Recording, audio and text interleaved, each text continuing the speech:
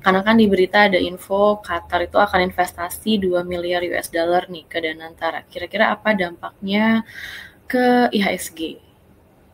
Ya, saya mau bahas 2 poin. Poin yang pertama, sempat ada pertanyaan juga dari my friends, mungkin nggak sih Danantara itu ikutan, tanda kutip, menjadi stabilitator untuk pasar saham gitu ya. Kemarin itu ada artikel yang menyebutkan bahwa OJK secara tanda kutip menyambut dengan positif kalau Danantara itu mau ikut ambil bagian sebagai liquidity provider ya. Jadi itu satu, dengan adanya statement ini, terus juga ngelihat dengan dana yang besar dari Danantara itu sangat sangat mungkin sekali bisa menjadi salah satu yang mencoba memberikan sentimen positif nih ke pasar saham.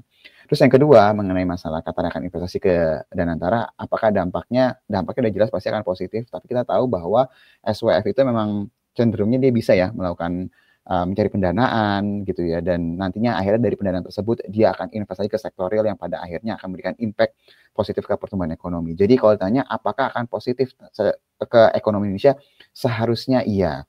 Dan ketika nanti berjalan kita akan lihat nih arahnya mau kemana, itu pasti akan berimbas juga positif ke IHSG. Nah sejauh ini setahu saya Qatar itu dia udah siap-siap mau masuk yang pembangunan 3 juta rumah, terus juga pembangunan infrastruktur yang lainnya, jadi seharusnya bisa positif sih ke IHSG.